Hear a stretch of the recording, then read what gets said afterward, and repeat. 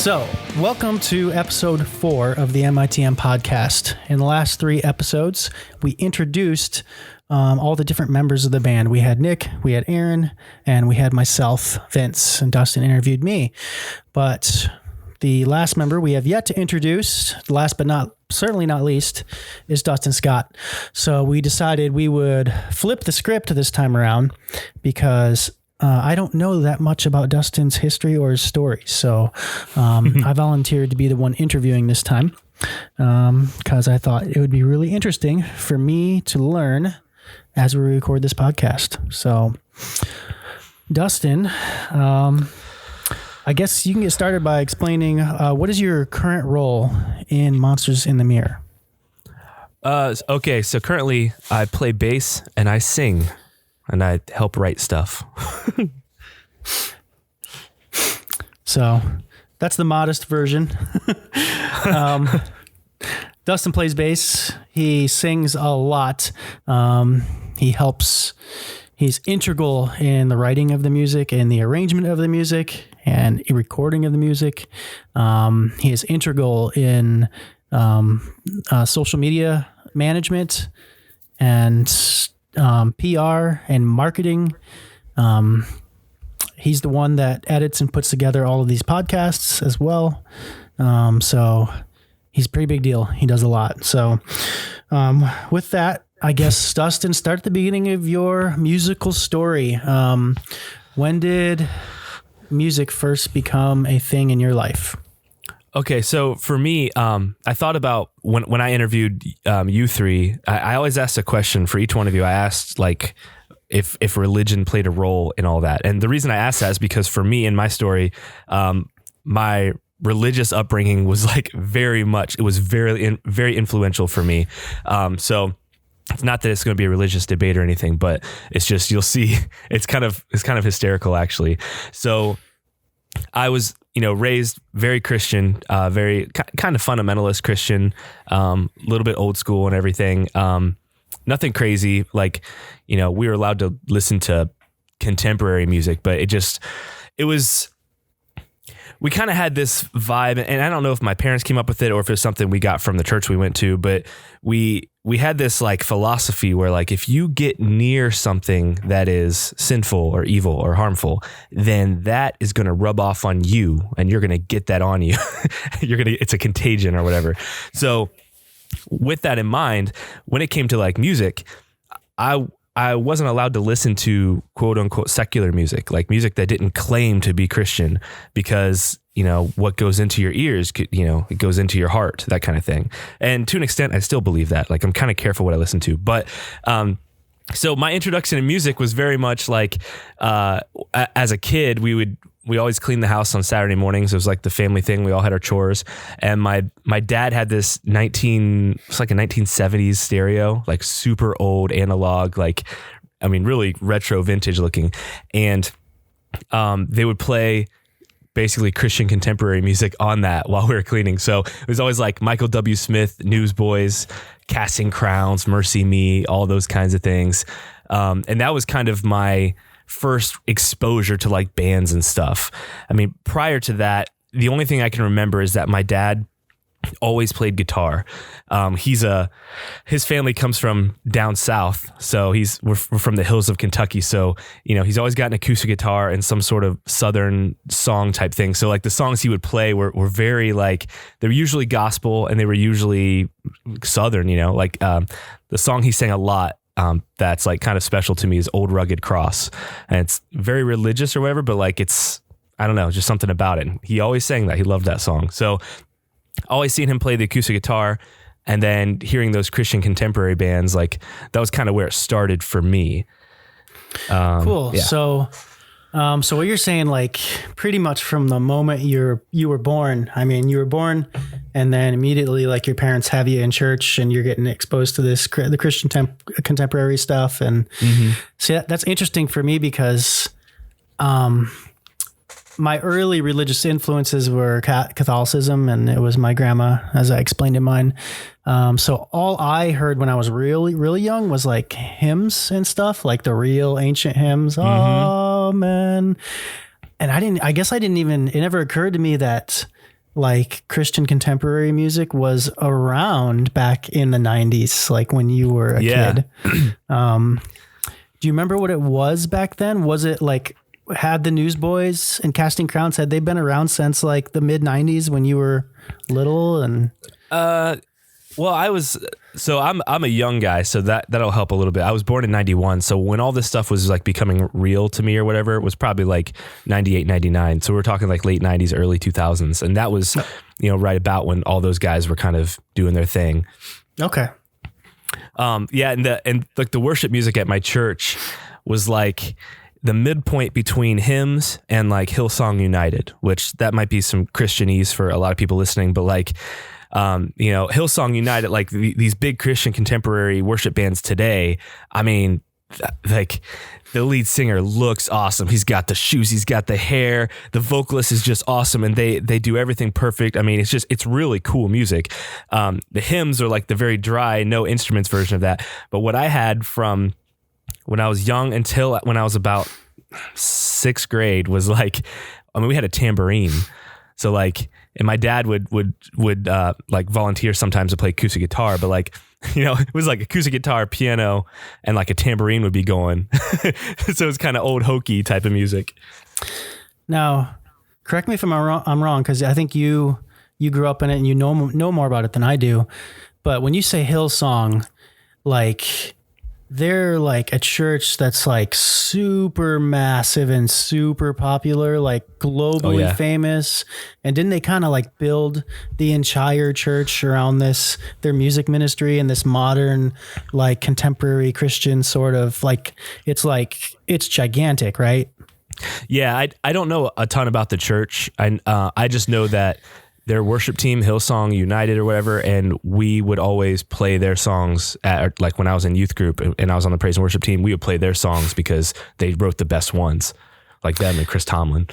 Yeah, just for people that, they don't have the Christian background like we do, I think a lot of people assume like, that secular music is way more popular than religious music, and that's not always the case, because I just know that Hillsong United was probably one of the biggest and most famous in Christian circles, and I know they're famous all over the world. So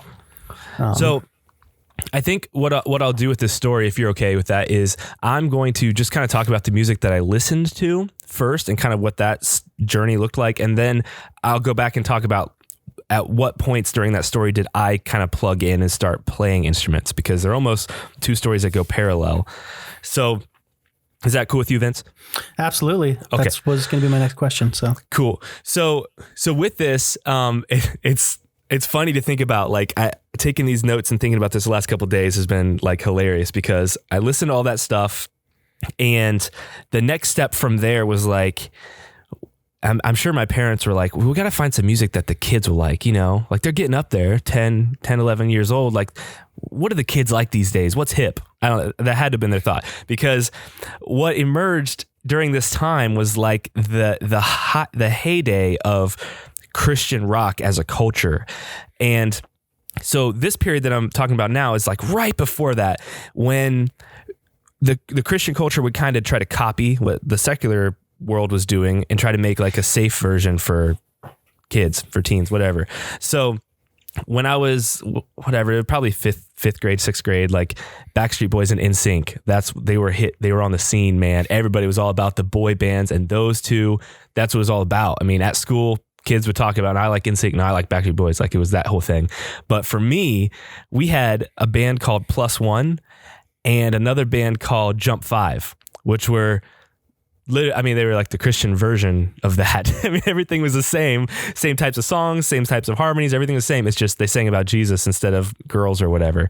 So that's where I started with that. But what's funny is that eventually grew. From there, it was like, well, what else can the kids listen to? What's some safe music? So let's see what I got in my notes here. So there was this band. We had our Christian version of Weird Al. So you know how Weird Al would like do parodies of popular songs and everything. Well, we had a Christian band called Apologetics, and And they had a lot of they had like 7 CDs, because they would take just all the popular songs and they just play all the music exactly the same. They'd sing it exactly the same. They would just change all the lyrics to make it Christian, Christianese. So it's safe for us people. So we don't, get the contagion. So I remember 3 of them because I think you'll get a kick out of it. So, and you'll be able to guess the secular version of the song. So number 1, The Real Sin Savior. Can you guess the secular one? That's Eminem. Yep. That was, and believe it or not, all 3 of these songs, my first exposure to the song itself was this version. So I didn't hear The Real Slim Shady until later. I was like, oh wait, I thought it was The Real Sin Savior. Y'all act like you never seen a nice person before. That was one of the lyrics. The second one, Life Restored. Was that Last Resort? Yes, Papa Roach. All right. This gets my life restored. And then the third one is All the Stalls Stink. That's Blink, of course. Yep, of course. I knew you'd get that one. So that was about, Noah's Ark.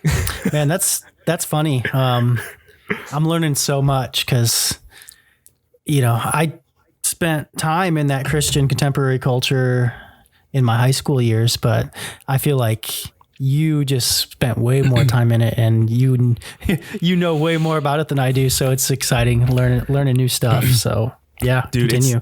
It's crazy how much it was a culture of its own. Like, I mean, clothing, language, who you hang out with, how you talk, like it's crazy. The music you get into, and you'll hear the more I talk, you're like, wow, this is nuts. It's like a whole nother world. So from there, my next step, as I'm starting to get older, I'm thinking probably 11 or 12. I think it was for Christmas one year. My parents got me another compilation album, and I'd love to talk to them about what triggered this. I don't think I'd listened to rap before this point, but they got me this album by DJ Dove. And I think this album came out in 1999. And I think they got it for me 2000, 2001, because the title of the album is A New Era. And like a bunch of the lyrics in the song is talking about the year 2G, like the Y2K was about to happen. But it was a rap album, but it was a compilation. So like DJ Dove put this thing together, but he got this singer called, I think her name was Hope. And then there was a group called Miracle Mafia, which was another rap group. And then this is the one that grabbed me. He got 1,000 Foot Crutch on this album. So ooh, that's one I recognize. Yes. So for me, as whatever I was in 2000, I'm like 10, 11, whatever, or 9 even, like this is my first, this might be when I discovered my first favorite band is right there. Like I'm listening to this rap album, and then I hear this song Rhyme Animal come on. And Rhyme Animal is from 1,000 Foot Crutch's first album, Set It Off. And it's got a funky guitar riff. And Trevor McNeven, the lead singer, he just raps the whole thing. And it's got like a Rage Against the Machine vibe. And that's what that whole album sounded like. And I remember I just loved it, dude. And then they did a cover on that same album, that DJ Dove album. They covered Sunshine by Cream.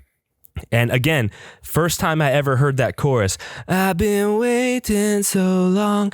The first time I heard it was this Christian version of it, because 1,000 Foot took that chorus, and they kept the chorus, but they wrote this really cool guitar riff to it. And then the verses was just spitting rhymes, like fast, Rage Against the Machine, like aggressive. And I just loved it, dude. And that also might be my first encounter with a little bit of edge in music, a little bit of aggressiveness, because before it was, Jump 5. It was very, very poppy type stuff. Yeah, that's a big jump to go even from like pop music to rock music. That's quite a gap to jump there. So you heard that 1,000 Foot Crutch, and that just really spoke to you, that more rock feel. Yeah, I think that's where it grabbed me to start diving into what's out there as far as Christian rock goes. And I can't really connect the dots from there, because there was a couple other bands that I just kind of fell on. Like, funny story, one more story about that album, that DJ Dove album. So me being the big brother in my family, I felt very much like it's my responsibility to make sure that my brothers are also following the Lord, or walking the line, whatever that is. I had the personality very much of like, I wasn't a rebellious teenager. I was do what your parents say, follow the rules, get A's, whatever. My brothers were both not. Like they were, when they started coming up and getting into music, they were getting into 3 Days Grace and like, you know, Nickelback and what, like all those Stained, like those kinds of bands that were kind of getting big at that time. So I remember this just because it's funny and kind of embarrassing for me, but like, I remember my brother Aaron was listening to 3 Days Grace. He had like a mix CD that somebody made him on LimeWire. And I remember going and like narking on him to my parents. I was like, hey, I just think you need to know Aaron's listening to some sinful music. And so they took his music away. I don't know if they broke his CD, they threw it away, they did something. And I remember he was so mad that he went, when I wasn't looking, went into my room and took my DJ Dove album, my first Christian rock album, my first thing. It meant so much to me, and he shattered that thing, dude. Just broke it to pieces. brothers quarrels, man. Yep. But it's all right. That album's on YouTube. I just listened to it today before this. So nice. So after TFK, once I started getting into Thousand Foot Crutch and all that kind of stuff, it wasn't long after that I also discovered Skillet. Now, Skillet back then was way better than Skillet now. And I don't know if everybody now would agree with me, but now I think of Skillet and I kind of laugh a little bit.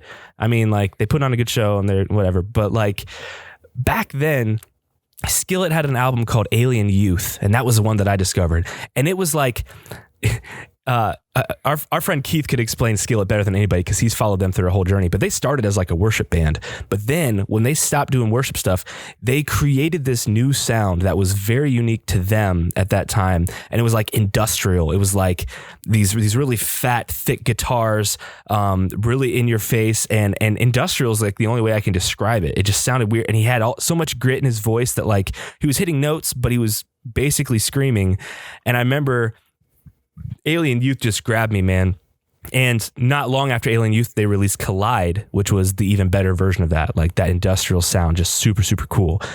Pretty much after that, they kind of went mainstream and they released I Feel Like a Monster. And, you know, that's when I jumped off the train with Skillet.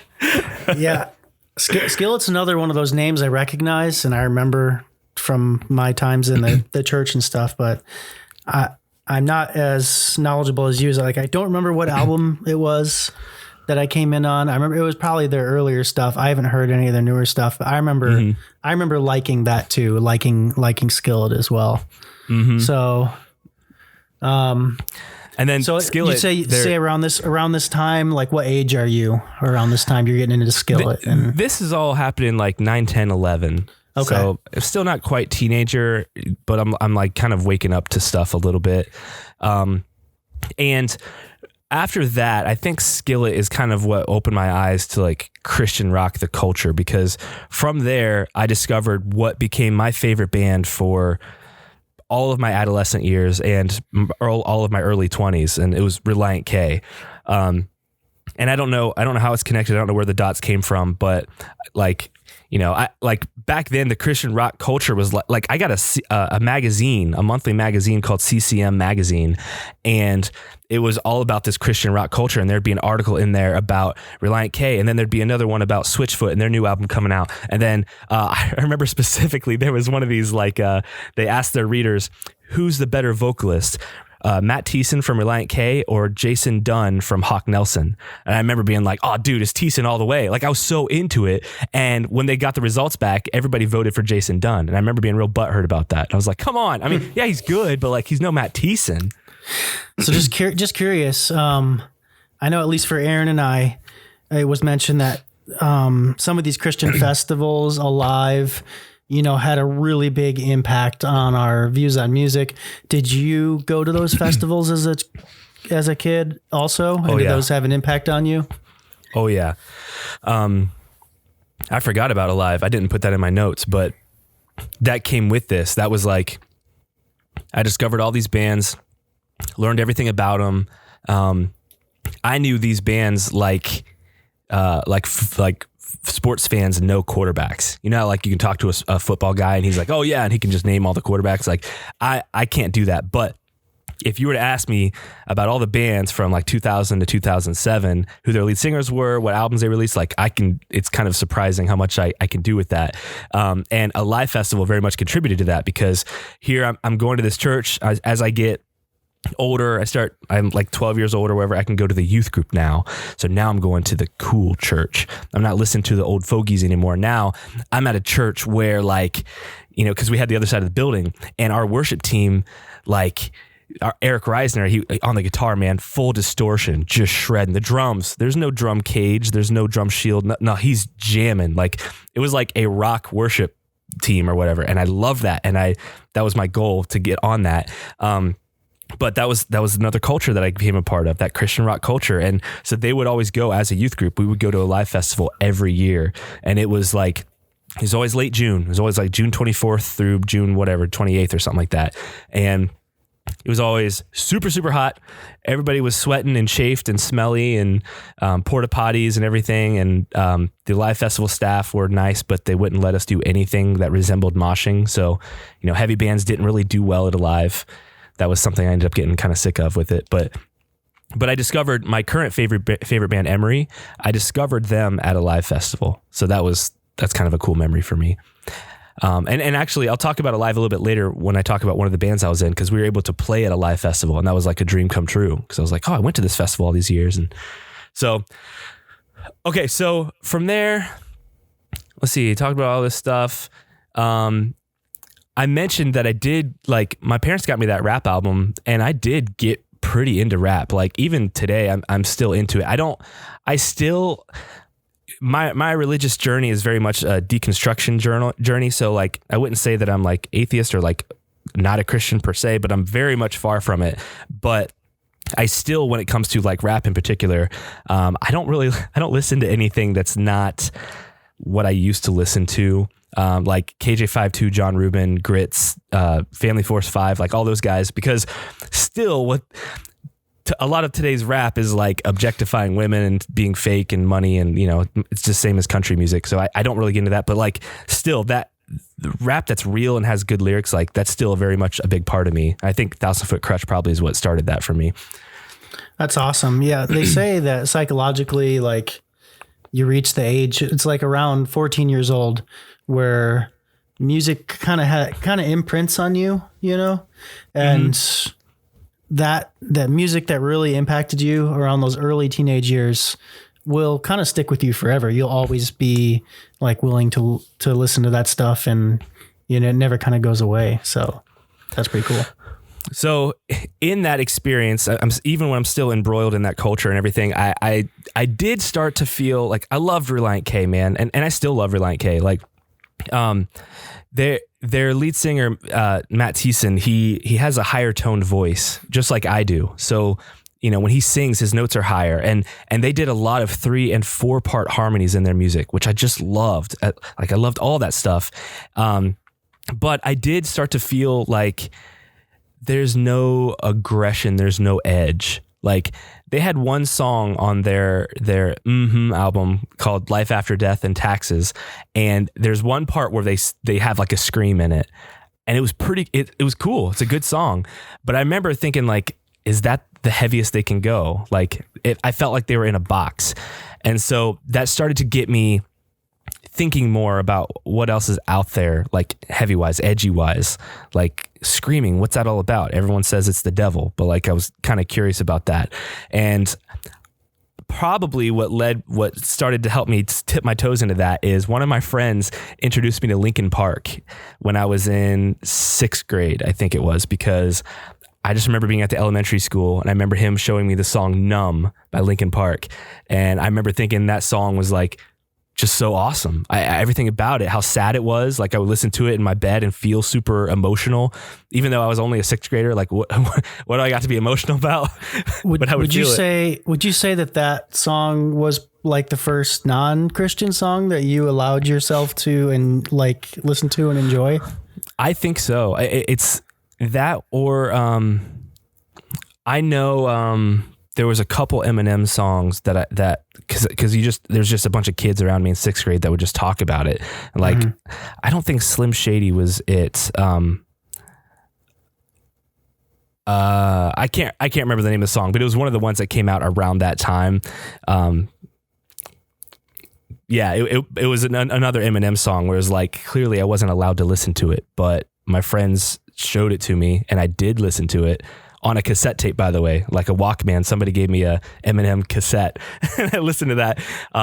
And it grabbed me, like it really did grab me. And it was like both Linkin Park and Eminem, like, I don't know what it was. Maybe it was a little bit of darkness in it, not always talking about God all the time or something. Yeah. Would you say that there's, when we went through Aaron and my stories, I think Aaron and I both alluded to, we were attracted to like wanting to have that heaviness and that edge because we have trauma in our past. What would you say attracted? Like, why did you want that edge? Why did you want that heaviness? Is there any one thing you can pinpoint that attracted you to that sound? I don't think so, because I don't have any trauma in my past. I don't have anything I'm really angry about. It's something Aaron and I talk about a lot these days. He's like, man, I really want you to identify with our music and let it show on your face. And I'm like, bro, I don't have the same experience as you. Like, I've never wanted to murder somebody. I've never wanted to beat the tar out of somebody. But I have always, it sounds kind of weird, but like just emotions. The scene that I landed on, the identity that I chose in high school was emo. And everybody writes off emo as, the straight black hair and you cut yourself. That's just what everybody says. But it's because they don't know anything about it. That's just the thing that grabbed the headlines. I'm sure there's a couple of news stories back then where it said, there's a new thing in town, emo kids, and they cut themselves, and this is a weird, and that's what ran with it. But in my experience of emo, like, emo is short for emotional, and I have always been a sensitive guy. And so when it comes to emotions, I like the idea of experiencing emotions on the entire spectrum. So like Reliant K, very happy. I mean, they literally have a song called High of 75, and the chorus is, it's sunny with a high of 75 because you took my heavy heart and made it light. Like, it's super happy. And they have a couple sad songs, but like very peppy. And a lot of the pop punk I listen to, MXPX, all that kind of stuff, like super happy. I think what drew me to the heavy stuff is like the other side of this emotional spectrum. When I hear Numb by Linkin Park, and I'm like, oh man, this is like sad. I've become so numb. And then hearing Eminem where it's like aggressive, like, I'm sorry, mama. Like, that whole song was like super intense. Like, he was angry at his mom. I was like, I don't even understand this, because I've never like been that angry at my mom. So I think that's a long answer, but I think it's just the emotional spectrum that I'm attracted to. Yeah. It's interesting that you mentioned that, I guess, the stereotype of emo and what it was when it first came out, because I was really guilty. When you identified yourself as, you're emo, that's how you identified. I identified myself as being metalhead, hardcore. And so I used to hate on emo in high school. I used to say all that stuff. Oh, I'm going to comb my hair over my eyes and cut myself, and that's exactly the way I used to pitch it. And now that I'm older, I just recognize that all metal is emo music. All it is you scream about the sad stuff instead of singing it. That's the only difference. Yeah, I like that. Yeah, that's good. I remember mentioning emo to Aaron one time, and he did the same thing. He's like, emo. Ugh. And I was like, I don't remember what it was. I know I had to throw it in his face at some point. Like, I was like, dude, that song that you're singing right now is very emo. Like, the lyrics that we're singing about, like. So you get into you're getting older, and you get into, like, you identify with this emo music. You really love Reliant K, some of this more emo stuff. You start, allowing yourself to be more okay with secular music. Is there any specific point in time where you had the idea that, like, I want to do this myself, like, I want to be on stage? All of the time that I was listening to Reliant K, I wanted that. So, okay. And that will kind of play into like the other half of the story with like when I'm playing instruments and stuff. But like, I mean, as soon as I heard Reliant K, as soon as I heard instruments together, and it was fast and it was up, and there's, you could sing, you could perform for people. And when I saw him at a live festival, all that stuff, like, I was convinced that is what I wanted to do for a career forever. Like, I believed it more than anything.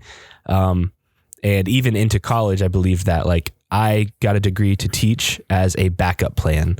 My primary plan was tour the world, and then you fall back, I'll be a teacher. At least have a degree.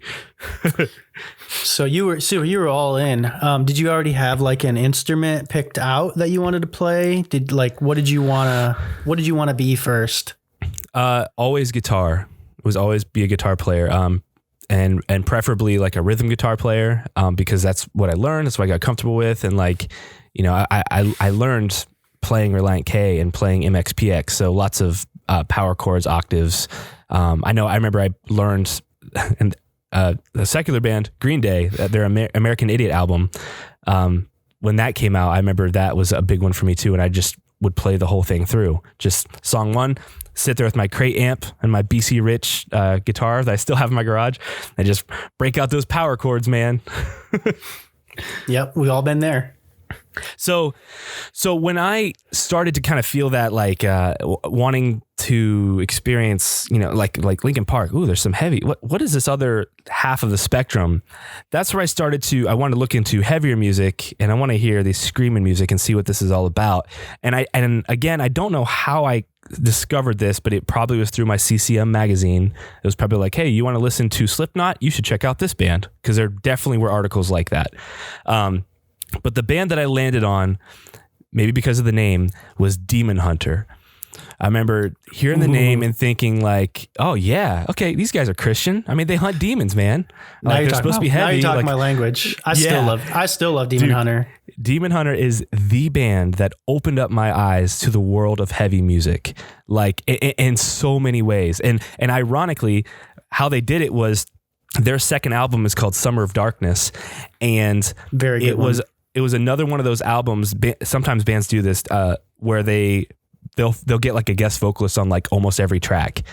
And so not only am I being introduced to Demon Hunter with that first song, Not Ready to Die, dude, I remember that hitting me. I remember the marching band, we went on a field trip to Cedar Point, and we were on the bus, and I think that was the first time I heard it, and I listened to the whole album through a bunch of times.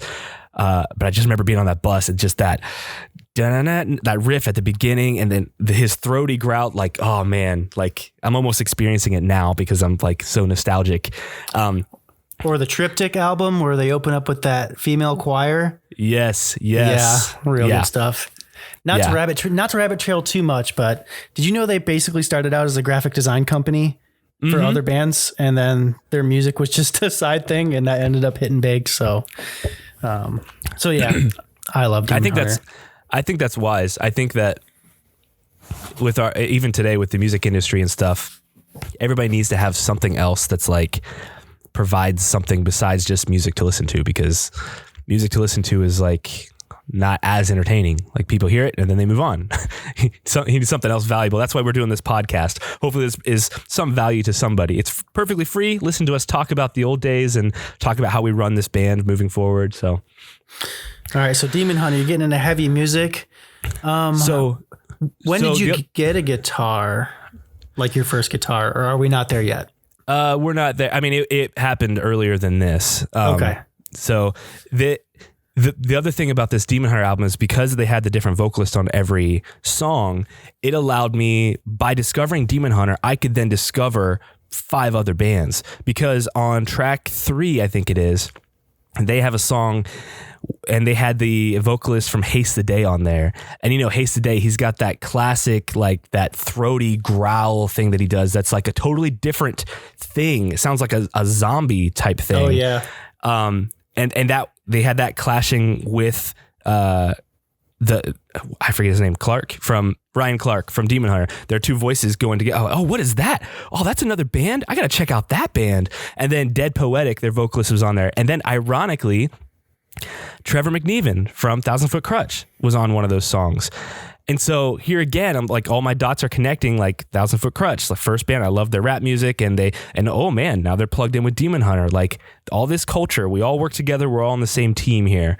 And so from there, I just dove into it. Like, well, what else is out there? What else? I mean, start with Demon Hunter, Haste the Day, then August Burns Red, then The Showdown, then Maylene and the Sons of Disaster, The Still Remains, As I Lay Dying, Norma Jean, Project 86, and then I think the pinnacle for me, because they had something that just for me, it was another level, was Devil Wears Prada. And at this time, this is when Devil Wears Prada was in their heyday, man. Like, I mean, they practically invented the metalcore scene with the straight hair and the skinny jeans and the crab squats that you do on the breakdowns and the jaw, all that kind of stuff. And they're from Ohio, like super into those guys. They almost like combined like emo and metal and just said, we're going to do both. We're going to do both. And they did. Not only did they do both, but they did both really well. So, dude, I had their video on my MySpace page for their song "Dogs Can Grow Beards All Over." It just was what he did vocally was the heaviest that I had heard out of all those bands. He just, his highs were really high and his lows were like the closest thing that I'd heard to a pig squeal, like just so low. So yeah, I mean. Prada, from there, you know, I was a heavy guy. I hate saying heavy metal because that sounds like 80s, but like I was into hard music at that point, as well as Relient K and all that stuff. So I guess that took me through adolescence. Devil Wears Prada, all that stuff. That was my teen years. That was, you know, into my 20s and everything. And then the final step for me music wise was in my late 20s, I started to move farther and farther from the church for various reasons that we could talk about on another podcast. But I started to go through this deconstruction journey of like, you know, I think I'm a Christian, but like, is this real? And what do I think about this? Is that really loving? Blah, blah, blah. And one of those years at a live festival, I remember being in the crowd and there was this band that was getting ready to play called Emery. And I had heard the name before, I think, but like, I don't really know their music, but I was like, whatever, I'm at a live festival, I'll check it out. They're supposed to be good. And I remember standing in the crowd and I'm pretty sure Holly was there with me. So she was my girlfriend at the time. She's my wife now. But I remember standing there in the crowd with her and seeing these like punk emo kids come walking up to the crowd and they've got bags of flour. Like they were just carrying bags of flour and just kind of laughing. And I was like, what in the world? What do you need bags of flour for at a live festival? And they worked their way through the crowd and they worked their way all the way up to the front. And I remember thinking, that's so weird. It's freaking hot out. Like, I don't know what the flour's for. And then Emery comes on stage for their first song and I see their keyboard player. I think Josh is his name. He's wearing a women's blouse. It's like a red top that's got like the shoulders are cut off really short and it's a deep V-neck and it's very clearly a woman's shirt. And I just remember thinking like, what in the world? Like, I mean, wearing ladies' clothes, like from what I was raised and everything, you know, I'm like, that is like, I mean, is he one of those cross dressers? You know, I had all this stuff, but then they played their set and their music was awesome. And then when they got to that song Walls, which is like their one hit, the thing that brought them to fame that everybody loves, I just remember seeing up front, remember a live festival doesn't allow mosh pits. There's no pushing. You can barely get away with jumping. It has to be perfectly vertical. They'll come out with a level, make sure you're, I remember when that song hit and that heavy part hit, that crowd up front erupting with flour and baking soda, all kinds of powder just went up. Like all those dudes just ripped open their bags of flour and just threw it everywhere. And it just hit everybody. It made a huge mess, but it was like, it was so metal. It's like the only way I can describe it. Like it was like they couldn't push each other around, so they just found another creative way to express this emotion. I love it. And just the chaos it created, like it just, I don't know, dude. I remember they impacted me that day, and I remember I got their album The Question that year at a live festival, and I always liked them. And then as I got more into this deconstruction thing, I started following Emery more, especially in college. And they had a blog they wrote first called unlearning.org, where they would write just blog posts about like, hey, is ass really that big of a thing? Like if someone says the word ass, like are we really going to hell for that? And that really grabbed me. And then they started a podcast from there. And then, so that's, now I'm at the point where I practically worship Emery. Like I love, they're on the same journey that I am, their deconstruction journey. The way they do music, the way they do podcasts, the way they run their whole business is how I want to run MITM. So like, I guess the point of all that is the reason for these episodes is like, I'm sure people are going to hear stuff that's very Emery, and that'll definitely be coming from me. I'll claim it because I love those guys. So that's me today. Whew. So now playing instruments, is that where you're thinking? Yeah, I was going to say tell me about your first band and, how that came together. Right. So during the time that I was listening to Jump 5 and Plus One, my parents knew my dad. My dad is a beautiful singer. He plays guitar, so he's got that musical gene or whatever. And I think my parents maybe thought that I had it, or they just wanted to whatever. So they put me in piano lessons, and I took piano for like 5 or 6 years. I was a really little kid though, so I didn't make like huge headway, but like I definitely learned music theory. I definitely learned scales, and I learned the use of my fingers, the coordination that it takes to play with your right hand and your left hand. That's awesome. I never knew that you took piano lessons. I had no idea. Yep. And I remember I hated it, every bit of it. My parents would, they would offer to pay me if I practiced for 30 minutes. They would give me $5. I remember that, like, set a timer and then I'll play, and then I got $5. And I remember hating it and talking to my dad one time. This is such a dad conversation to have, but he was like, I was like, Dad, I don't get, like, why even learn this? It's not cool. It's just, I'm just playing these scales and stuff. And he's like, Dustin, trust me, piano brings in the ladies. He's like, girls go crazy for piano. And I remember that. I think that was something that made me hold on. I think that was like, I mean, that's such a shallow, but I mean, as a boy, as a teenager, whatever time that was, like, I was like, okay, well, I'll trust it. So I did it for it was like 6 years, I think it was, piano lessons. And somewhere in there in the piano lessons, I wasn't enjoying piano as much, but hearing my dad play guitar, I did enjoy that. And so Dad started to teach me. I kept asking him, like, hey, can you teach me guitar? And he taught me everything he knew, which was just the chords, basically. He started with G, D, and C. And those 3 chords were enough to play a lot of worship songs. And being that we're in church every Sunday, I hear those songs. So now I can reference these songs and okay, I'm going to try to learn that. And so I would learn all these worship songs. And then I added E minor, and man, that opened up a whole new world of worship songs, because now you can go G, D, E minor, C, and that's a real nice chord progression. Like that was my bread and butter for a long time. I just kept playing that. So when you picked up guitar, did you is that when you like kind of let piano go, or did you do both for a while? I think I did both for a while because I had to, but yeah, I very much moved on from piano to guitar, because at that point I was now pursuing guitar because I wanted to. And I think my parents saw that and were like, well, we don't need to pay for piano lessons. Like he's going after this. Yeah. And so like every teenager, I hear this a lot from kids at school, like, learning guitar on acoustic is lame, man. I want a distortion guitar. So like, I got bored of like doing just those acoustic songs because I wanted to rock, man. I just discovered 1,000-Foot Crutch and Skillet. Like I want to do that. I want to play in drop D.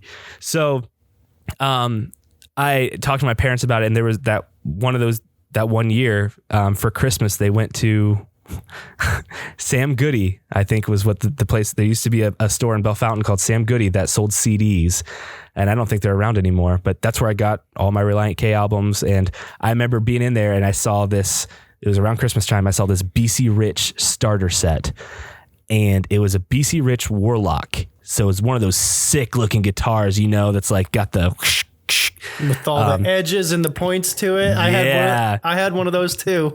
Black, dude. Yeah. And it came with a practice amp, a little like very small, like 10 watt thing, whatever. I don't know what it was. And there was a distortion built into it, because I didn't even know at that point that you needed pedals, but I love that you could push the button in on your amp and you'd get this cool sounding distortion. And so, dude, that's when I took off. That's when I had this guitar that I thought was the coolest thing in the world. It was $200 for the whole set. I still remember. And I still have the guitar hanging in my garage. I just can't let it go. But that's when I started distortion guitar, man. Like you hit that distortion button and you can play a power chord, just hit 3 strings or whatever. And like, it sounds like the coolest thing in the world. And I could start playing MXPX, like full songs with power chords. I could play the whole song now. And this is punk, this is rock, like fast power chords. I learned Relient K's The Anatomy of Tongue in Cheek, very pop punk album, very fast, lots of riffs and stuff. I played that thing front to back, I think daily for like a year. And it got to the point where like, your brain can predict things. So one song ends, you already know exactly what's coming next. It's you could flow into it. That album, I mean, that's what made my guitar thing. And from there I started to upgrade gear, and like I grabbed every musical instrument I could. And this is like, 5th, 6th, 7th grade in there. So like Dad had this really old keyboard, again, from like the probably early 90s. It's got all the programs, songs in it and everything. Oh yeah. And they weren't weighted keys, so it sounded very 1990s tech. But I could play on it. I could make the sounds and everything. I could use it to create a drum beat. If I leave out all the other BS and just get that drum, now we're cool. So that's when I started getting creative and wanting to write, because now I can create drums and I can do something on my end and try to recreate this stuff. And then it was just, like I said, grabbing gear. Like my next amp after that was a Crate. And I don't know much about it. I just know it was really old. Got it at like a yard sale, but Crate didn't have a built-in distortion. So now I got to invest in pedals. So then I started learning about pedals and like distortion pedals, and I got a wah pedal because that's what you do. And then I still have it down here actually in my basement. But I just I don't know. I realized I was dumb. So from there, that is really when it hit, like I said earlier, with Relient K and everything. I mean, I'm playing their music every day. I would have dreams at night that they invite me on stage to play with them, and I would play their songs and I would sing all the parts perfectly, and they'd be surprised. Oh my gosh, you're just a random fan. You know all this stuff? I'm like, yeah, that's right. I should join your band. Like I had those dreams. Sometimes I still have the dreams like that. So that, I'm telling you, dude, that's what it was all about. Like and it's something I'm actually wrestling with today. I've been talking to my buddy Miles about this. I think that at that point, I started playing music, playing guitar, creating music for a purpose, not to enjoy, but for a project, I don't know what the word is for it, like I wasn't using it for therapy. I did enjoy doing it, but it was like, I'm doing this because I'm going to be in a band and we're going to tour the world. And I think from that point, even until now, that's what it's always been for me. Like, if I'm not in a band, I'm not playing music. So you had it was like because of a big end goal, like you wanted to structure your life around it more or less. And I think that's caused a lot of the negative, the toxic stuff that you've seen in me over the years. I think it's related to that. I think it's because like I put so much on playing music for a purpose instead of just enjoying it. So then if something happens and someone can't come to practice or whatever, something like that, that's why, because I'm like, I'm not used to the idea of like, hey, we can still play music and enjoy it. Even if everybody's not here, it's still fun. It's still therapy. So that's a epiphany I've had recently. Yeah, that makes a lot of sense. So, all right, so let's talk bands, because this is kind of funny. So in 8th grade, at the end of my 8th grade year, I started dating Holly, my current wife. So we were high school sweethearts and we're still together today, which is pretty awesome. But she was a couple years ahead of me, and she introduced me to the whole emo culture and everything. She was like super goth. She was the goth chick at Ridgemont. But her and I were dating, and I remember I just wanted to be in a band. I wanted to start a band in 5th or 6th grade, and I could not get, like, to give some context, I live in Hardin County. I live in a rural county surrounded by Amish, with 95% of the people that are around me listen to country music, and nobody plays music. Like it to my knowledge at that time, like it was non-existent. I was the only one in the county. I was like wanting to go to other schools to try to find people. I looked everywhere. I couldn't find anybody. Again, 5th or 6th grade. So that's kind of to be expected. Like nobody plays, but, I always wanted it. And my parents always told me, like, just wait.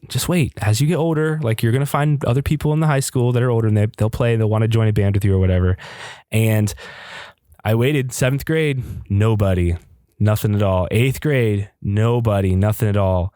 8th grade, I might have jammed with one guy from another town, and it was like, I went over to his house and he was really into, he was really into Avenged Sevenfold. So their song Backcountry has this killer guitar duet at the end. And I remember he was obsessed with that. And like, he would try to get me to learn it. And I wasn't good enough to do it. But like, I would try to hang with him. They have very good guitar players. Yeah. But that was like my only experience of jamming with somebody. And so finally in 9th grade, it was like the classic Aaron Collins, F it, I'll do it myself. I'm going to take the round peg and fit it through the square hole or whatever the phrase is, and make it happen. So I looked around and I see I've got a little brother, Caleb, who's currently in 6th grade. And my parents had purchased a drum set around that time at our house. So we were, I was playing on drums a little bit there. I'm starting to get more involved in praise and worship team. So like I was playing drums on the praise and worship team as well. And Caleb was starting to get on it. But I mean, he was a 6th grader and he just started. But I'm like, that's it. You're the drummer. It's all right. I'll write a simple riff. You'll be able to play it. We're good. So I got my 6th grade brother as my drummer, and I'm in 9th grade. My girlfriend, Holly, was in, I think, 11th grade, and she could sing. Like she's a pretty good singer. So I was like, all right, you're going to be the lead singer. You're a chick. We like Flyleaf. Let's do this thing. And so then I'm like, all right, who else can I find? And I don't know how I did this. This is a miracle. I don't know if I'm a good salesman or what, but there were 2 seniors at my school that year. And they were part of Holly's clique is a bad word for it, but they were part of her like goth culture, like, okay. Like they weren't super goth, but like they were just cool. Like, they played guitar. The one guy wore like one of those black sweatbands. Like we used to all wear those back in the day to kind of signify that you're a punk a little bit. But it was Andy Lotzenheiser and Dustin Long. And I still, I'm kind of friends with them to this day. Like, but they were seniors at the time, and I was in 9th grade and Holly was a junior and my brother was in 6th grade. And somehow I convinced those seniors to start a band with me. And remember, this is in the depths of my Christian rock culture, and I'm like on fire for the Lord. So I decided to name our band Radical Disciple. And nice. Yes, that name is what makes me the guy who's always worried about sounding cheesy in our band. Like the reason why I'm always like, I don't know, I don't want to sound cheesy, is because I made that mistake with Radical Disciple. And when I think back and I cringe so hard on it, like, I don't know, it was so cheesy for me. So, but I do just want to take a moment to appreciate the fact that you got 2 high school seniors. Like if you think back into high school culture, I mean, whether you're a freshman, sophomore, junior, or senior, that's a big deal. Like if you're a freshman, then seniors are like, they're like miles above you. You look up to them like hardcore. And then just like if you're a senior, then you kind of look down on freshmen, like all these silly little kids. So the fact that you convinced 2 seniors to join a band with a 6th grader, right, is pretty incredible to me. Just from a culture standpoint, that's a pretty cool factoid. I think there's 2 elements that contribute to that. One, church, because all of us went to church. Like obviously Caleb and I went to the same church, but like Andy went to a church somewhere. Dustin Long was the other guy. He went to a church somewhere. So that's one part of it. Like, hey, we all like Christian rock. We're all part of that culture. So it's easier to band together. I think the second thing truly was the club, the scene that sort of emerged around Holly as like the goth queen or whatever. Like, when you have that group of outcasts that don't fit in, they're not the athletes, they're always in the music room, whatever. You're able to transcend grade levels a little bit because you just, I mean, it definitely was true what you said. Like I adored the seniors. I thought they were so cool and so funny and I just wanted to be them. But I kind of wonder if like, we would hang out after football games because we were all in marching band together, or we'd be at the basketball games in pep band together and we'd all be hanging out. And we'd be after rehearsals and there's just a lot of time being together, and you get the outcasts together. You can transcend those divisions, I think. What'd you play in marching band? Just curious. That's another funny part of it. So I'll make it quick, but just like every member of this band, every single member of Monsters in the Mirror, I played percussion. I started off playing saxophone in 6th grade, I think it was, and I had asthma back then. And so I really struggled with it. I could never get it to make sounds and whatnot. So I ended up switching over to snare drum, and I played that for a little while. And then just as I got into high school and stuff, I just played whatever they needed because I was able to. So it was like snare drum was my preferred because it felt the coolest. Like I felt like I looked the coolest playing that. But I would fill in on the bass drum whenever they needed it. And then eventually, I think it was my sophomore, junior, senior year, I was on quads. So there at the end, it was doing 4 drums at once or whatever. I actually played trombone. I didn't officially play percussion, but I thought you did. I used to sneak into the percussion section when the band teacher wasn't looking. I learned all of the rudiments and the cadences and things. And once in a while, the band teacher would scowl at me because she would catch me on the field playing quads or quints, and I was supposed to be in the low brass section blowing a horn. I got in trouble all the time for that. That was the thing I loved when I did these podcasts with everybody in the band, was discovering that we all kind of, I don't know, we all needed to make aggressive music by pounding on something. Yeah. It was fun. If I'd go back, I would switch. So the other part that came with Radical Disciple was before that, in all of my woe is me crap of crying about not being able to find a band, I again went through one of those F it, I'll do it myself kind of moments. And so I started to learn in the early 2000s how to record my own music, because I'm like, hey, I can play drums, I can sing, I can play guitar, like I'll just do this myself. I don't even care. And so I started to research online. I got this interface. It was made by Cubase, and it was called like the Lexicon something, but it was an interface that you could take. I think it was kind of like the Steinberg I have here, but like you could take one mic input, and then I think you could do 2 lines in, and I really had no idea what I had. Like I bought it and I tried to learn it, but I didn't really understand what the function of it was. But I was able to record on my own. I made another kind of embarrassing thing, but I made a CD called I Freaking Love My Girlfriend, because I was just started dating Holly, and it was like less than a year in or something like that. And I was still, butterflies and stuff. Dude, and if you know how to record, then you write super cheesy love songs for your girlfriend. It definitely, it's just what you do. I have those buried away as well, my friends. I don't know. I wonder if I could find one of those someday. But I did it all. Like I did what I thought you were supposed to do. Like I recorded them. They were mostly like acoustic, but I would do some like electric fills and stuff. I would try to add some other stuff to it, but it was like 4 acoustic songs that I wrote to my girlfriend, love songs about her. And I recorded it using this program. I exported onto the CD, and I even went and got one of those CD stomper things where you can make labels. So I designed this label for it in like Microsoft Paint or some crap.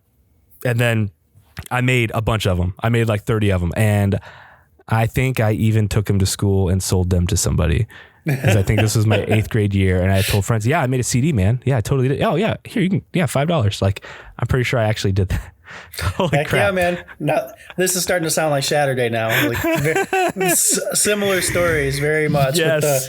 With the sticker press, it would sometimes get stuck in some CD players because of the extra thickness, and it would mess up. And yeah, that's a whole bunch of fun.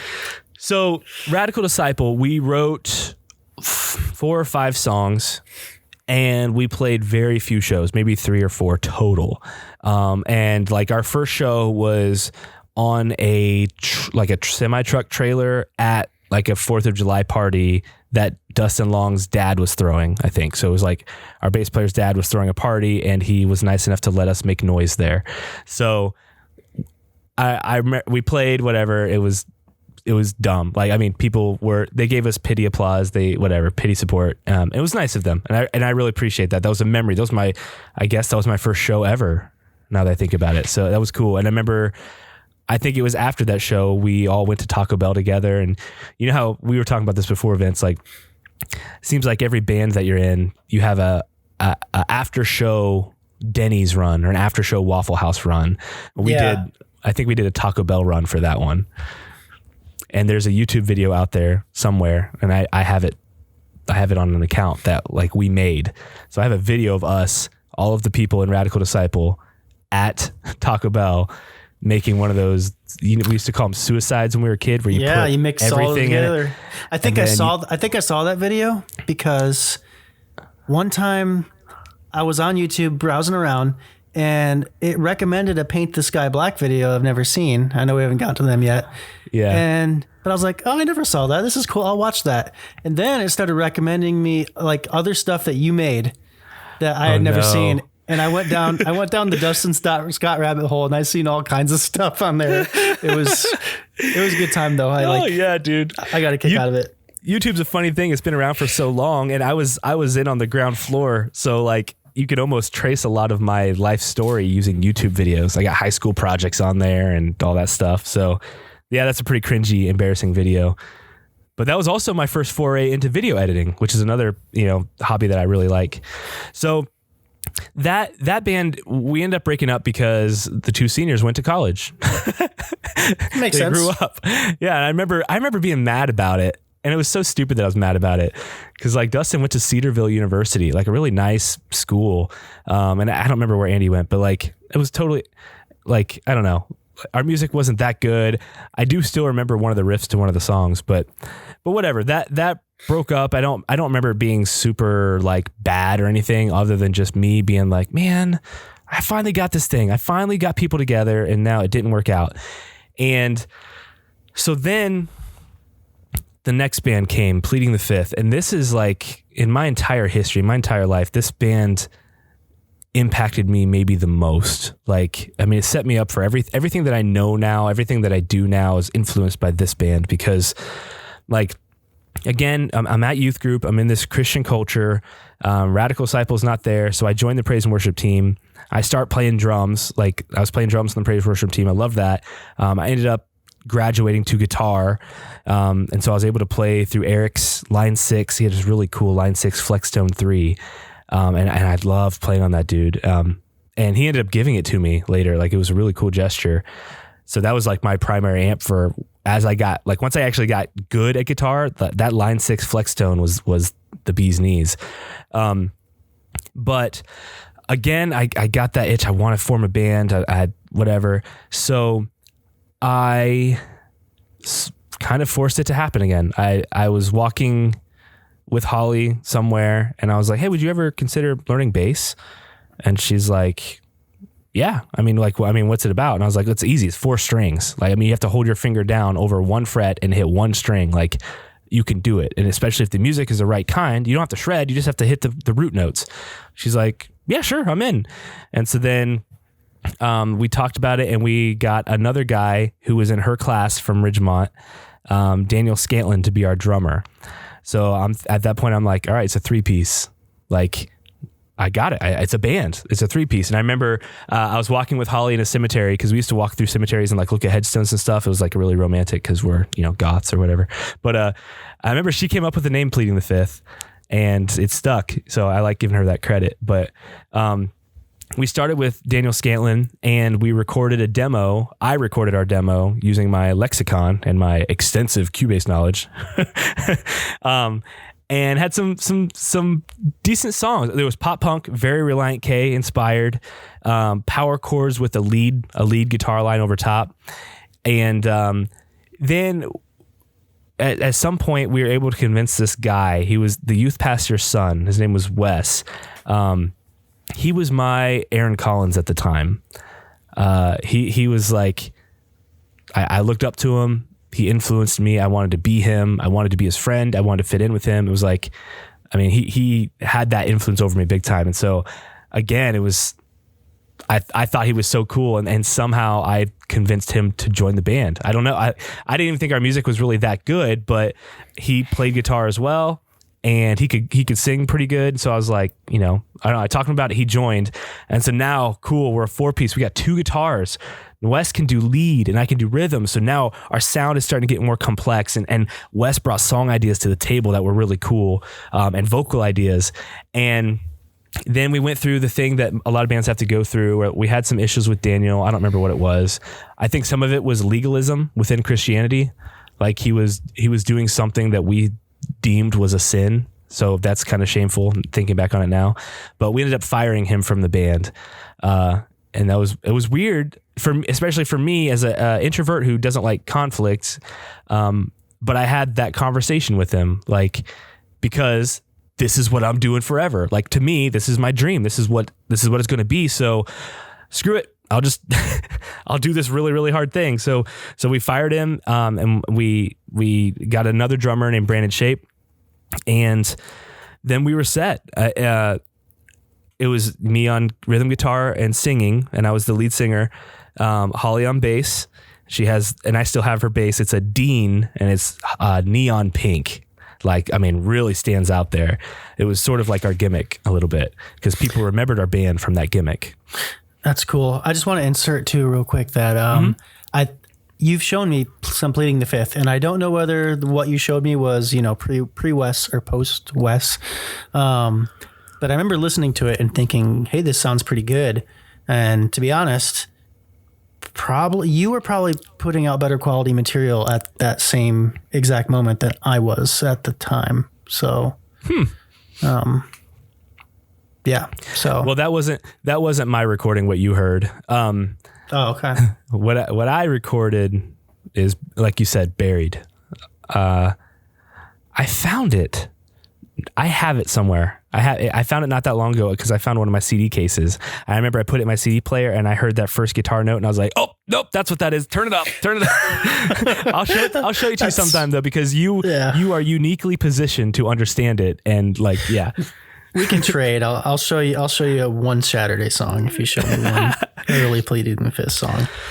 So, Pleading the Fifth was, it was awesome from there. Like, once we got that lineup, Brandon Shape, our drummer, could scream, kind of. It was more like a Emery, like a screamo kind of scream, but he could. And we recorded our first 5-song EP at Alana Studios down in near Dayton, Ohio. And I remember the guy was trying to start his own studio, so he gave us a really good deal. And it turned out pretty good. But he was kind of a beginner or whatever. And we went with that and we played lots of shows. Because we were from our youth group and because our youth group was very involved with what we were doing, it was like anytime we had a show, we had a guaranteed 20 people that would come to the show. And so it always felt like we were rock stars at every show. No matter where we played, it felt like we were rock stars. And I think it went to our head a little bit, but our fan base was primarily girls because it was very singy, not screamy, pop punk type stuff. Oh yeah, that rings a bell. There was a club in Bell Fountain, which is about 20 minutes from here. I think it used to be called the Blue Cat back in the day, but a church took it over because the Blue Cat went under, and they were just called the Vineyard Church. But they hosted shows there, and it was a place that was like, you could tell it was built for shows. Like, I would love to go back there someday just to take video to show you guys and everything, but just to play, it was the coolest place ever. And because it was so close and we were around, we were like regulars there. We play there once every 3 months, 2 or 3 months. And we got plugged in with some bands from the local area. We played with them a lot. Like, it truly felt to me as I was like 17 at the time. This is junior, senior year. I truly felt like it was happening. Like, I did all the legwork. I did all the due diligence. I fired a guy. Like, it was, and we didn't even pay him, and I fired him. So like, I was basically just saying, we don't want you to hang out with us anymore, which is terrible. And like, but I did all that again with purpose, eye on the prize. And now we're creating music that I know is good. I finally have something I'm confident about. And then we put together some money. We save up. I think we saved up money from merch sales. Actually, our t-shirts sold like crazy. You can still get them sometimes at Goodwill in Kenton. That's awesome. We had all kinds. I mean, we t-shirts and wristbands and stickers and patches and pins and I've still got just random stuff around my house. But like, I mean, I'm telling you, it really was happening. We raised some money. We went to Paper Tiger Studios in Columbus, and that's when we recorded that last EP, the one that you heard.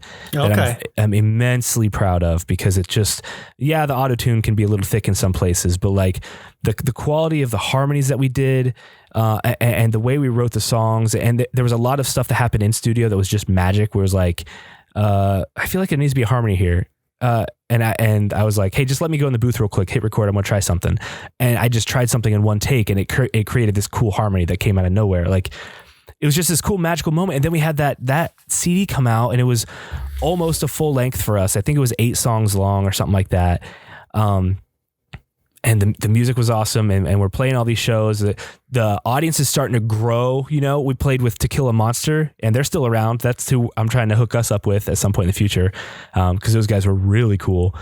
But then my toxicity came out. That's where it first came out in that band. The stuff that you and I have had to deal with in the past with me. My expectations of others, and it all comes from like, guys, we're doing it. This is our career. We have to take this serious. Like, it would be when somebody wasn't prepared for something in practice, or when somebody didn't come to practice, or they had to cancel because of something. And I'm like, is this not a priority to you? Because I don't know if you see what we're doing, but we are like Reliant K right now. And so I was just so much in my head, and I finally at a certain point, it made me like miserable enough that I had to quit. Like, the thing that was my dream, I remember my approach was really, it was through text message. So super immature, hated the way I handled it. And the guys were saying like they weren't going to come to practice or something like that. And I was just like, all right, well, I guess if this is where the priority is, then I'm out. I can't do this anymore. And so that really didn't end super well. Like that was like sort of friendship ending for me and those guys. And the other thing I forgot to mention is that during that time in Pleading the Fifth, is when I became really tight friends with Miles Kiefer. And you've met Miles recently. He's recently back in my life, and he was part of our, he was at every show. He was in our friend group. He moved to California for a while, so we wrote a song about him called Miles Away. Literally wrote a song about Miles being miles away. And that's funny. And then he came back from California, very much like you came back from Arizona. Interesting. It's crazy, the parallels. It was like he went to California, and I remember thinking like, man, is he ever going to come back? I hope he does. And we had conversations with Wes, and it was like, I think he's going to come back, dude. He'll come back. And then he did. And then he joined Pleading the Fifth as our bass player, and Holly moved to keys. So now 5 people in a band, a lot of schedules but like, not Miles is plugged in and everything. So it's very interesting. I'm realizing those parallels now between you and him, because he impacted me big time. So Pleading the Fifth, that went into college for me. My freshman and I think my sophomore year of college, I was in Pleading the Fifth, and I would used to have lunch with Wes at McDonald's there in Ada, and we talk about band business and how sales are doing and where we're going to play and what's our next step, and it was really cool stuff. And then that happened. We fell apart, broke off. I stopped going to that church for other reasons, and completely isolated, had no friends, no social network, nothing, because everything was in that church. And just me and Hall against the world, got married. And then there was a time, there's just a moment where I was scrolling Facebook, and I saw a video advertisement on Facebook. And it wasn't even an ad, because this was like before Facebook ads. It was just a video that someone had shared. And it was Jordan and Tyler Smith saying that they had started this, or that they have this band, Paint the Sky Black, and that they're looking for a lead singer and a guitar player. And then they had their info of like how to audition and all that stuff. And I remember having this big debate with Hall about like, I don't want to go through that again. I don't want to feel that. I don't want to have that toxic and that bitterness again. Yeah. And we debated, and Holly, as always, just said, whatever you choose, I will support you. if you don't want to do it, that's fine. We'll do this. But if you want to do it, totally fine. Like, I think she was pregnant with Odin at the time. So that was another part of the factors. I was like, well, you realize like they're based out of Findlay. I'd have to drive 40 minutes a day to get to practice. That's a lot of time away. She's like I said, I support you. Like, whatever you do, if you want to do music, I'm your number one fan. I'll be right there front row. If you don't, totally fine. So that is awesome. She made the decision easy for me because it was like, well, I'm going to do this for a career. Like, this is all right. It happened. And how I justified it in my head too was like, this is a band that I don't have to force to happen. All the other bands, I had to take the square peg and fit it through the round hole or whatever. But in this one, here's two guys that have long hair. So clearly they know what they're doing, and they've already got this band started. Like, literally I had those thoughts. I was like, all right, like, this is a band that already exists. They are running it. They're in charge. They just need a solid team member. And so I threw my hat in the ring for lead singer or guitar player or both. Like, here's what I got. Here's all my skills. Put it all out there. And after some like an audition process and everything, they ended up having me as a guitar player, and they were looking for something a little different for vocals. So then we auditioned a bunch of vocalists, and then we already told Aaron's story on his episode. So we ended up auditioning Aaron, and that's how I met Aaron, was through all that. And Paint the Sky Black is a shorter story than Pleading the Fifth. I loved it. It was my first time where I was able to be in a band that played heavy music. I didn't get to experience that in anything. I tried to do it with Radical Disciple, but we had no idea. We were kids. And Pleading the Fifth was just like Reliant K. There's not much you can do heavy. So this was like, Brian Head Welch had just... he just got saved and had left Korn and started his own project. It was just called Head at the time, but then he called it Love and Death. And I remember modeling our style and primarily one of our songs off of him. Just those low, like, we ended up going with Drop C, but I think Head even goes lower than that. But just that hard rock, nu metal-ish kind of thing. And again, that was another band that... was quite successful. Like, I forgot to mention Pleading the Fifth. Like, we played, we entered the Battle of the Bands thing and we won, and we played a live festival and we played for a big crowd, and it was awesome. And we, that night after we played, we had all of our CDs with us that we had. They were hardcover CDs with the plastic case and everything. We went around the whole campsite to campsite, and asked people if they would be interested in supporting us, who were a Christian band, blah, blah, blah. And we brought our headphones with us and was like, hey, here's what we sound like, so you're not buying sight unseen. They listened to us, and when they heard how good our music was, they gave us money for our CDs. Like, for me, the insecure guy who's not good at, like, oh my gosh, my music must be worth something. These people literally gave us money, until a live fest shut that down because that's soliciting, I think. Nah. Well, that's pretty cool. That's a cool, like, person to person marketing tactic. Like, here, put these on, hear how good we are, and then pay us money for our music. That's awesome. But think about that. Like, I wasn't the guy leading us into campsites and starting conversations. It was Wes. Just like if we were to do that today, it would not be you and I walking into a campsite and doing that. It would be Aaron Collins, because he's our resident extrovert. That's just what he does. Yep. And then Pleading the Fifth, I forgot, I wrote this in my notes because this is like a big deal. Like, we were starting to do something, man. Like, we also went and played Ichthus Festival down in Kentucky. So now we got on a festival that's not even in our state. Like, for some reason that felt like, we must be good enough. Our music speaks for itself, whatever. And that was like our first, my one and only, like, mini tour that I've ever had, because we drove down to Kentucky, we played Ichthus, and then we drove the next day up to Cleveland. I think that was the order. And we played at a church in Cleveland with Keith and his brother-in-law. I don't know who it was at the time. You've heard that story. Yeah. But that was, I mean, dude, it was happening. And then we played shows with this band called Southbound Fearing. And I remember thinking, Southbound, like, they're us just like 1 year ahead. Like, they're our same style of music. They're like kind of pop punk, kind of heavy.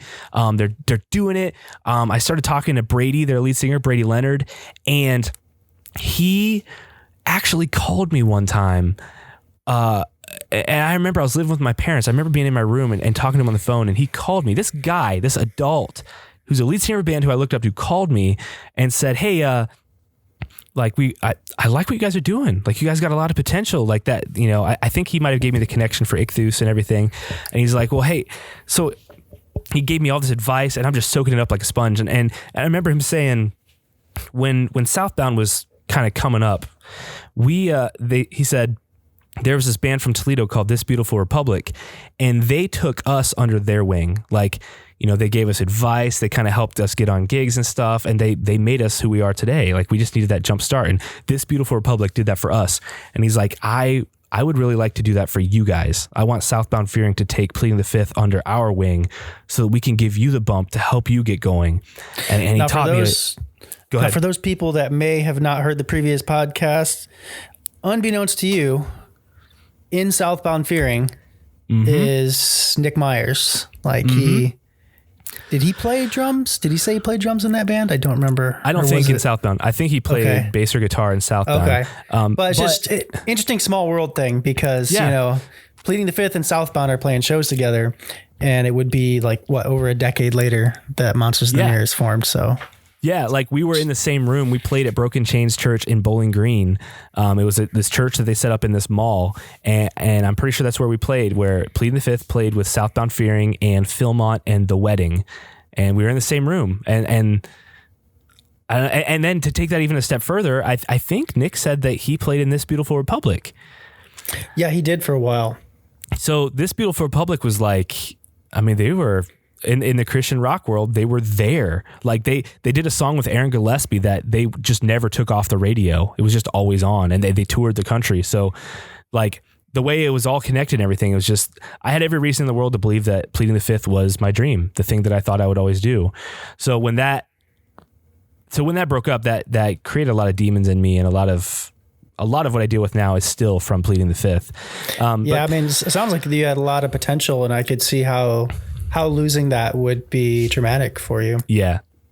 So then Paint the Sky Black, like, it went well, and this story a lot more, so I'll keep it kind of short, but like, we wrote this heavier music, and we were still a Christian band, quote unquote, but that was when my deconstruction had began, and so we started to become less like in your face about it, less preachy on stage, all that kind of stuff.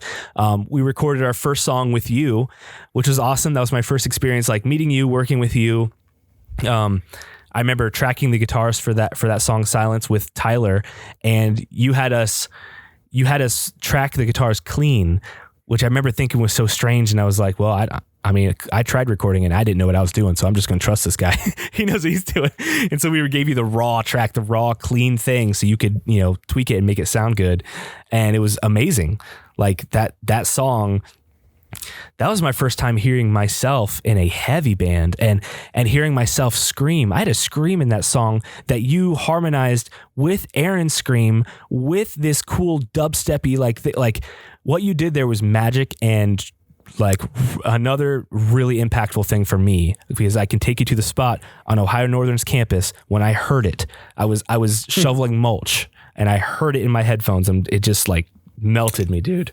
I know exactly the spot in the song you're talking about with the machine noises, and when I chopped up the vocals for the breakdown, and yeah, that was a lot of fun. I had a lot of fun working on that song.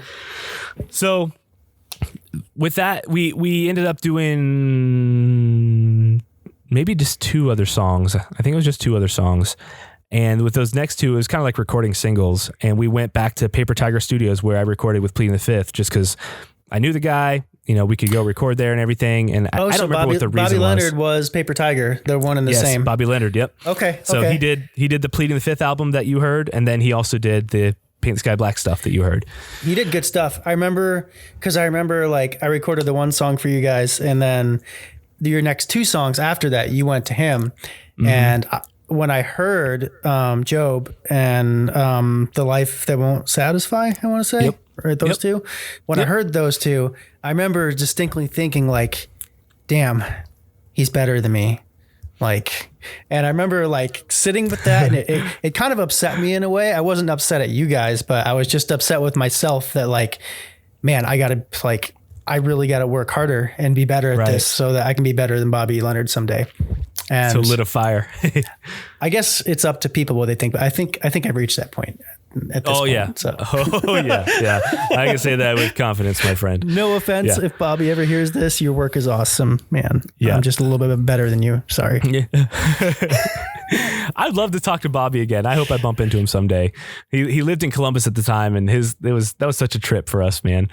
Going to a studio super far away, and the bachelor life and all that. So Paint the Sky Black ended up breaking up, probably because of more similar reasons to my own toxicity. I'm trying not to be too self-deprecating with this, but I'm also trying to be real. I'm trying to make sure that I'm looking at myself correctly.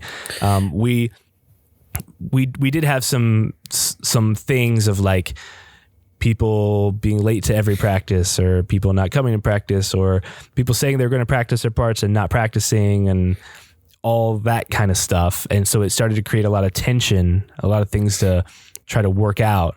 And what we ended up doing with this band was I did not want to let it, with Pleading the Fifth, I was bitter for like a year before I quit. Like it was building up for a long time, and I was very unhappy. I didn't want that again. So when I started feeling that, that's when I started talking to Aaron Collins and venting to him, because that's when he and I became just so close. And I remember he used the girlfriend analogy. He's always got the best metaphors. I didn't understand this metaphor, of course, because I've only had one serious girlfriend, and it's Holly. But he said, when you're dating a girl and you just know that she's not the one, like you just get this gut feeling and you just know. And he's like, you can either stick around and hope that things will change for 2 years and just waste 2 years and be unhappy and fight all the time, or you can trust your gut, trust what you know, and just cut ties and move forward. And I was like, I can relate to that really hard. I was like, all right, man. Well, I've personally never really been through that before, but that sounds spot on. So I'll follow your lead. And so we hung up, and then he sent the text and said, all right, guys, this next show is going to be our last show. And then I'm done. And then 2 minutes later followed up with a text saying, hey, I echo what Aaron said. This next show will be my last one. We'll be there. We'll meet our commitment for sure. No worries. But we're done. And then we played the most awkward show of our life, because we quit the band and then had to get together at this. We played at a church in, crap, I'm spacing on it. What the town that you guys were always hanging out in, you and Aaron, it starts with a W, I think. No, Willard? Not Attica. Willard. Yeah. We played a show in Willard. And it was at church. I don't remember where it was, but Aaron had to run sound. He had to bring his whole sound system. So, and that was Aaron and I's exit plan, was like, well, we won't do Paint the Sky Black, but we'll do AC Sound, because we still love music. We can still make it happen. We'll be our own boss. And so I helped Aaron load all of his gear in. We set up all of his power amps, and this is he knew quite a bit, but he still was kind of in his amateur stage of running sound. And so we set up all of our stuff, set up all of our gear. Really awkward, lots of weird small talk. We played our set, and in the middle of our set, one of Aaron's power amps blew up because of whatever reason. I don't know. Yeah, but I think I heard that story. Aaron was still in his whatever stage. So then I'm in the last show of my life for all I knew ever at that point, with these two guys that are probably mad at me. And now our sound system dies. So now I have to improv, whatever. So literally, I mean, that's what I did. I think I took the mic and I told a few jokes and I talked and I just entertained like a comedian until Aaron could get it going again. And then we finished the set. That was the night that I met his brother, Josh. I think I met the rest of his family that night. Josh brought me an energy drink. I thought that was so cool. But yeah, that was the end of Paint the Sky Black. Cool. And we've bumped into those guys since then. I don't think I've bumped into Jordan, but like, I think we had a meeting with them. There is resolution in that was not like an unhealed wound or anything. We ended up meeting like virtually or something and talking and just kind of like working through it and just ending it so there's no hard feelings. That's good. Another cool. small world bit too is, Monsters of the Mirror has been through some ups and downs. We've broken up a couple of times actually. And I think during the second one, when Nick left, he independently stumbled across Tyler Smith, like without any connection between us. Yeah. He just happened to stumble across Tyler Smith, and Tyler auditioned to be in our band. And I think he almost ended up being like a rhythm guitar player for us, but he ended up deciding at the last minute that he didn't have the time for it or whatever. But it's just, again, real interesting how everything connects like that. So yeah. And again, like the whole never burn a bridge thing, like there's no need to just burn somebody, to just say like, I'm never going to talk to you again, because who knows? I mean, Tyler showed up, like that could have happened, and it still could someday. If he has the time for it and wants to or whatever. So that's funny. So from there is basically the continuance of bands. From there is our story. So you're in Arizona, and this was kind of covered in Aaron's and your episodes, but you're in Arizona, recording some stuff for Aaron, Jesus Saves Project a little bit. This might be after Jesus Saves, actually.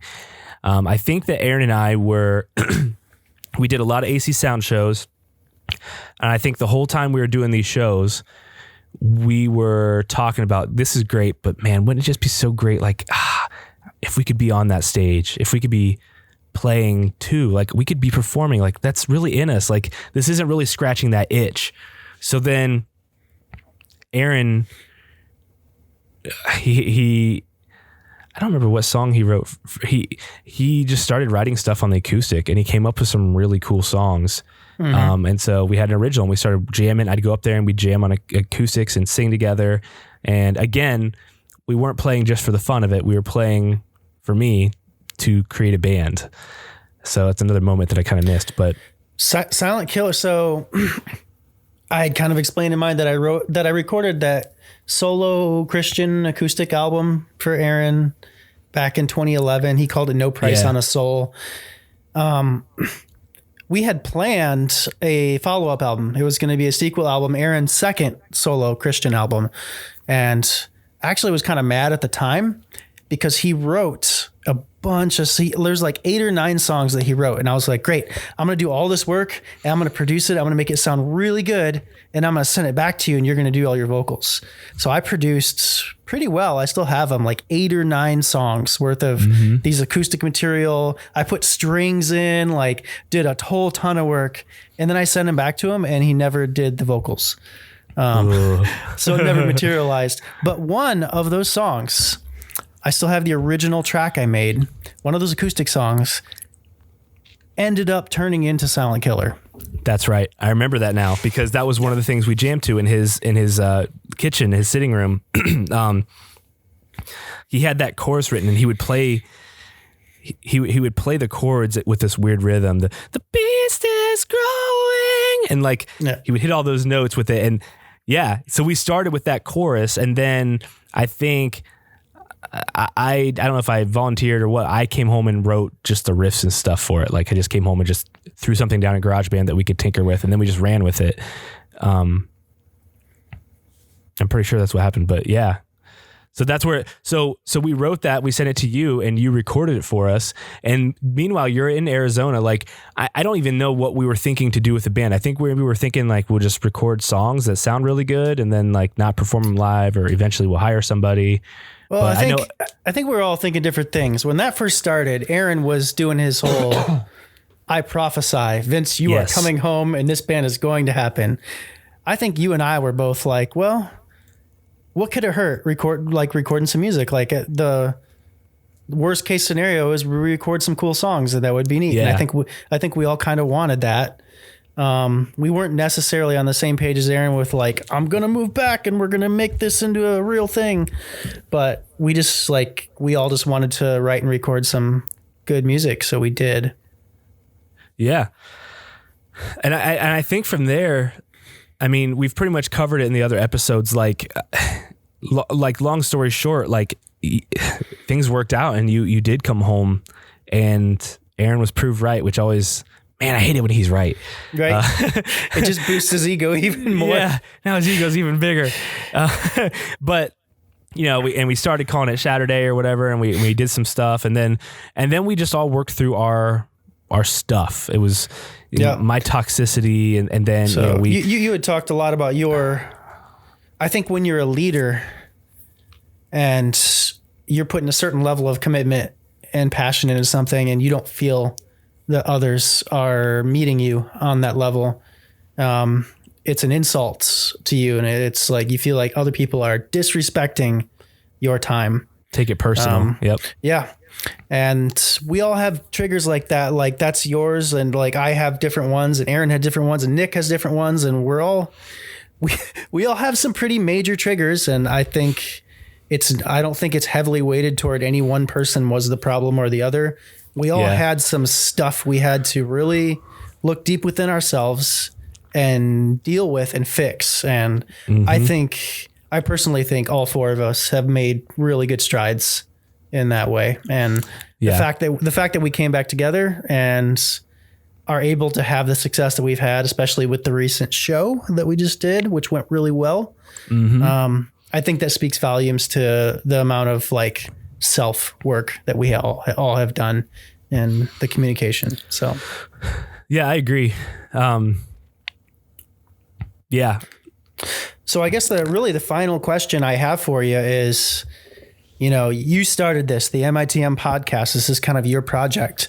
So the first 4 episodes were just focusing on each member. So now everybody's been introduced. Like, so anybody who's out there listening to all these podcasts, you kind of know the background, the history of all of members of Monsters in the Mirror now. So what's next for the podcast?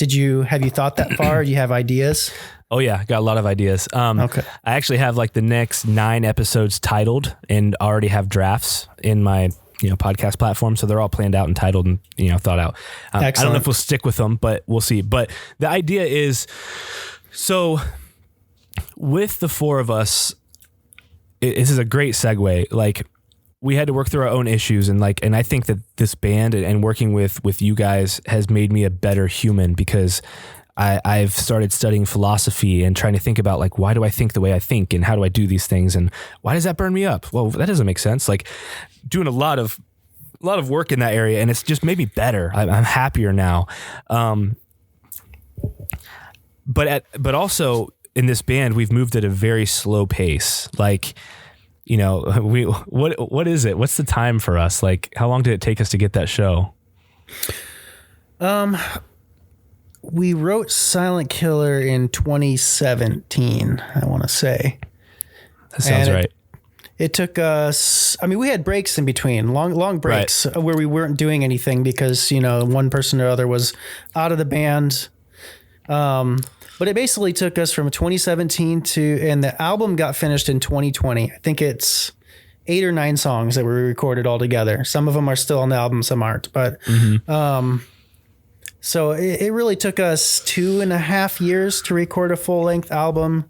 And then we had another long break. Yeah. And then when Nick came back, that's when we really started turning the wheels again. And I think Nick officially came back, what was it? Was it last year? Was it summer of last year or the year before? Was it 2022 or was it 2021? I think it's 2022 because it hasn't been that long. Yeah, I think it was like summer of 2022 when Nick came back. So yeah, it took us about 2.5 years to record an album, and we had a break. And then when Nick came back, it took us another 6 months or so to get a show on the schedule. So actually, you're right. It was 2021. Not that it matters, but okay. It took us another 1.5 to get a show on the schedule. Because remember, he had his knee injury, his surgery or whatever, and then he was going to be healing, or he's going to have the surgery in January. And then we were hoping he'd be healed up enough to maybe start practicing in July. We'd have shows by September. And then we just played our show on January 13th. So it was a long process. But the reason I bring that up is because when I reconnected with my buddy, Miles Kiefer here recently, he's like, man, you're still in a band. You're doing it. Because he was in that band with me back in the day, and he's like, how do you make time for it? What does that look like? Y'all have family, you have kids and careers and stuff. And I'm like, that's an excellent question, because when I was in Pleading the Fifth, my example of bands was you write an album and then you tour for 9 or 10 months. You're just on the road all the time. Go, go, go. You don't have time to be a dad or a husband or whatever. You don't have time for any of that. And that, at some point along the way, I realized that, I think it's when Odin was born, it really cemented it for me that it means more to me my dream is my family. And that's kind of a cliche thing to say, but like, it means more to me to be a good husband and father than it does to be in a band and chase my dreams. So I had given up there for a while, but Aaron never gave up, and Aaron always held on to this, like, no, I'm telling you, there's a place for this. We just have to be smart about it. And so that's what the four of us have been doing over this time. It's been a long time, but like, we've got 4 people that all bring a lot to the table, but it's also 4 people that have been burned in music over the years. And it's 4 people who all have their way of doing things because they've always had to be that guy. And now they all have kids and wives and families, yes, and careers, you know? So we got to work that crap out. That's why it took so long. We have to work out like, for me, it was like getting out of the way. Like, I don't even have to add my opinion. A lot of stuff, if Nick thinks it, I'm about it, man. Cause like, I don't know. It's just trusting and learning when to give and when to take and we're finally there. But even so, like, we're not going to be playing a show every weekend. We're not going to be weekend warriors. We practice every other weekend. We've got things worked out, and we've got a plan in mind for how we're running this band. That's, I think, different than how most bands do it. Emory, like, they just have 2 guys that kind of like write all the music, and then they decide they're going to do a short tour. They get together the day before practice, and then they do the tour, and then everybody has their own way of doing it. I think that ours is unique. And I think that we have learned enough over the years, good and bad, that we can have something to offer somebody who maybe wants to start their own band.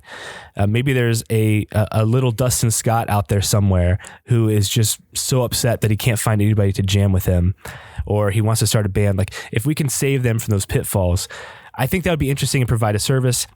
Bare minimum, if that's not interesting, I think a podcast would be a good way. The episodes will be much shorter from here forward. They'll be like 30 minutes or less. But this would be a great way to provide content to just keep people updated to what we're doing. Like, you know, talking about, hey, we got this show coming up, super pumped. Or that could have been an episode in itself if we recorded like our conversation that we had the other day at practice of debriefing after the show. Like, all these things are just something that can, like I said, bare minimum, it either logs our journey, so people can kind of keep up with us, or it's something that you and I can look back on 10 years from now, and we've got all of this stuff recorded, the whole process, everything. It's like a journal that instead of writing it, we're speaking it. And 10 years from now, we can look back. Even if the band thing ends and, you know, it doesn't continue for long term, this would be something that, like you said, a decade in the future, it would be cool to just be able to go back and listen. And I remember that time, you know? Yes. That's Dustin Scott, everybody. So thank you for sharing your story. And if you like this stuff, there's more MITM content to come. Awesome. Thanks, everybody.